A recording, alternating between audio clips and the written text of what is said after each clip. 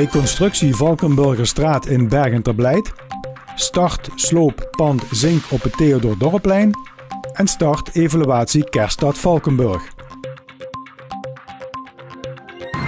Na de grote vakantie wordt begonnen met de renovatie van de Valkenburgerstraat hier in Bergen ter Blijt. Bijna 2 kilometer lang. En alle informatie over die renovatie hoort u van Maurice Mommers, ambtenaar van de gemeente Valkenburg aan de Geul, en wethouder Carlo van Kan. Wethouder, afgelopen woensdag is de informatieavond geweest over de renovatie van de Valkenburgerstraat waar we hier staan. Wat zijn de ervaringen en wat is de opkomst geweest? Er was sprake van een hele goede opkomst. Er waren meer dan 100 mensen. Zelfs zo dat we stoelen bij hebben moeten plaatsen. Het was echt een grotere opkomst dan verwacht.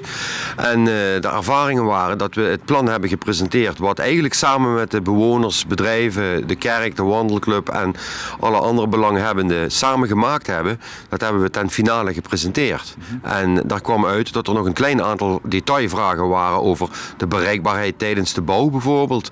En waar komen nou welke bomen. Maar er was algemeen veel lof voor het samen uitgewerkte plan. Het plan gaat van start. Na de zomer hebt u de mensen verteld. Dat kan ook gebeuren. Gaan ze dan ook hier beginnen? Nou, we gaan eerder beginnen dan na de zomer. De nutsbedrijven, dus voor het water en het gas, die gaan al in het voorjaar beginnen. En de aanbesteding loopt tegelijkertijd om een aannemer te vinden die dit project voor de gemeente Valkenburg aan de Geul gaat uitvoeren. En wij verwachten tot na de zomervakantie gestart wordt met, dat heet dan de civiel-technische werkzaamheden. Waarom moet het aanbesteed worden?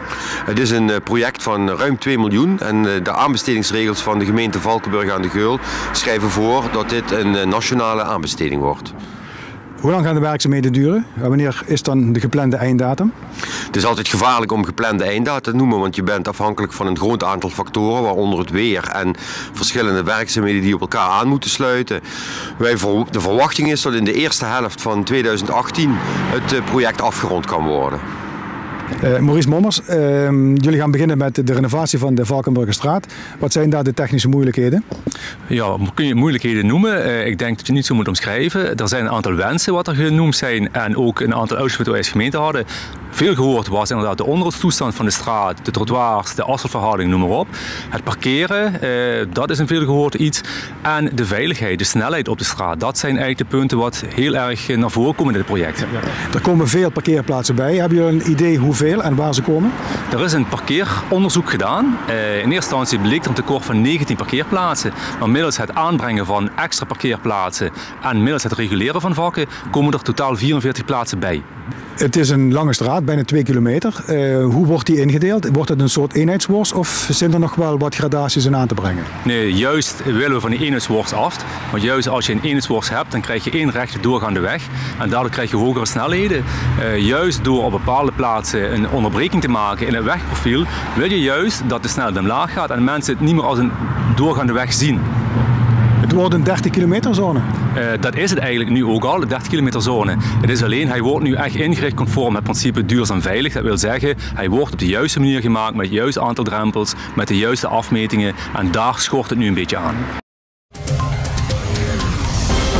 Vanaf maandag 16 januari zijn de sloopwerkzaamheden van het pand Zink aan het Theodor Dorpplein in Valkenburg Centrum begonnen. De werkzaamheden hebben asbestsanering van het dakschot ingehouden tot nu toe.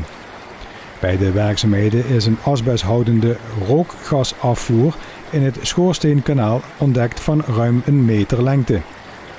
De beide daken van het woonhuis en de garage zijn handmatig afgebroken. De sloop is noodzakelijk vanwege de geplande bouw van een van de beide dépendances voor het nog te bouwen hotel Croix de Bourgogne. Het sloopbedrijf is de firma Wolters. Naar verwachting zal de gehele sloop op vrijdag 17 februari zijn afgerond. In Sup en in Brokum worden een hele spannende zaterdagmorgen, want daar kregen de halve finalisten van het LVK te weten of ze door waren naar het LVK. Helaas waren Ken en Bob niet door naar de finale van het LVK. Maar in Sup bij Andy en Roy, daar komen de L1-verslaggevers beter nieuws brengen. Terwijl de familie naar de radio waren luisteren, waren Andy en Roy naar buiten en kijken. En daar stopte een auto. En daar kregen ze het goede nieuws te waren. De Wagel. En ik bel aan op Bekkersweg nummer 11 in Zuid.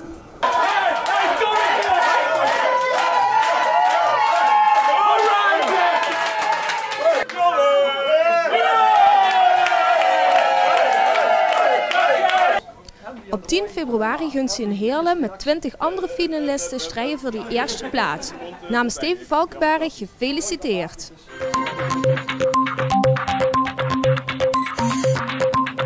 Op 25 januari heeft de gemeente Valkenburg de inwoners en bedrijven gelegenheid gegeven hun ideeën, hun wensen en hun grieven over Kerststad 2016 kenbaar te maken. Ook via de gemeentelijke website kunnen de inwoners nog reageren op deze informatie. We hebben met enkele aanwezigen hier in de stationerie na afloop gesproken. Peter Werres, D66, hier aanwezig in de stationerie. U bent hier aanwezig op de informatieavond van Kerststad 2016. Heeft u overlast gehad van Kerststad? Nou, je kunt ja en nee kan ik zeggen. Ik woon als bewoner van Valkenburg. Woon ik op de Beatrixsingel en ik heb een klein beetje last gehad van de bussen. Het vele aantal bussen die in de straat geparkeerd stonden. En dat was dan niet het ergste, maar we waren niet voorbereid. Er was verder helemaal geen communicatie geweest dat al die bussen al de eerste weekend al voor de deur zouden staan. Dat heeft ontbroken aan communicatie. Welke andere veranderingen of ideeën heeft u nog aan deze mensen kenbaar gemaakt? Ja, ik denk dat het Kerststad in de toekomst een probleem krijgt vanwege het grote succes. Dat daardoor een groot probleem gaat ontstaan. Want als ik zie hoeveel mensen in de rij staan wachten op een ticket om naar binnen te mogen, dat probleem moet opgelost worden. Om bijvoorbeeld een timetable in te voeren. Of dat bijvoorbeeld grote musea doen dat ook. Dat je van tevoren de tickets moet aanvragen met bepaalde timing daarop. Ik denk dat dat in de toekomst belangrijk is voor ze. Want anders sta je uren in de rij, dan komen de mensen niet meer. Dan krijg je negatieve reclame en dat zou niet goed zijn. Er heeft nou een aantal mensen te woord gestaan over Kerststad 2016. Wat zijn uw indrukken tot nu toe? Nou, ik vind het heel positief, laat ik dat voorop stellen, dat mensen de moeite nemen en hier naartoe komen om hun opmerkingen en hun ervaringen met Kerststad te vertellen. En ik heb inderdaad al een aantal mensen gesproken. En waar het over, iemand had het bijvoorbeeld over het busparkeren op de Prinses Beatrixsingel. En maakte een opmerking over het feit dat er vooraf onvoldoende gecommuniceerd is. En één iemand die had het over de veiligheid onderaan de Kouberg bij de ingang van de gemeentegrot. En kwam ook met een paar suggesties hoe je dat zou kunnen oplossen. Gert Veenhuizen, voorzitter Kerststad 2016 Valkenburg. Wat heeft u nou inmiddels begrepen van de opmerkingen van bewoners, bedrijven hier op deze bijeenkomst in de stationerie? Nou ja, vanavond zitten we hier natuurlijk om juist die opmerkingen nog eens een keer uitgebreid aan de orde te laten komen. Natuurlijk, je ziet de drukte die neemt steeds verder toe. Dus het is voor ons een uitdaging om te gaan zorgen dat de wachttijden op de diverse plaatsen, dat we die op de een of andere manier kunnen terugdringen. En vervolgens dat we nog meer attracties naar Valkenburg gaan halen. Om nog een betere spreiding door het hele centrum te krijgen. Wat zou dat kunnen zijn? We zijn nu al een maand of 3-4 bezig met een ijsbaan op het Wouwlandplein. Met een horecavoorziening. Ja, kijk je naar de parade op zaterdagavond, dan denk je van ja, dat begint best druk te worden. Hoe kunnen we daar beter communiceren? Dat mensen ook weten waar ze tijdig door kunnen en waar ze tijdig moeten gaan staan om zoveel mogelijk van het hele verhaal mee te krijgen. Dus ja, we leren ieder jaar bij en we moeten oppassen dat het succes blijft.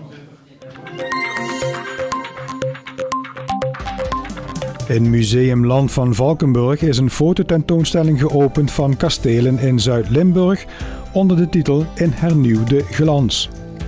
Auteur van het gelijknamige boek is de Valkenburger Lou Heinens. Hij is fotograaf, publicist en adelsdeskundige. Heinens exposeerde schilderijen en andere werken eerder in Amsterdam, Wenen, New York, Edinburgh, Düsseldorf en Salzburg. Hij houdt zich onder meer bezig met studies over Europese vorsten en adel, zowel in Zuid-Limburgse regio als in Nederland en Europa. Hij publiceerde in tal van tijdschriften over adel, genealogie en kastelen.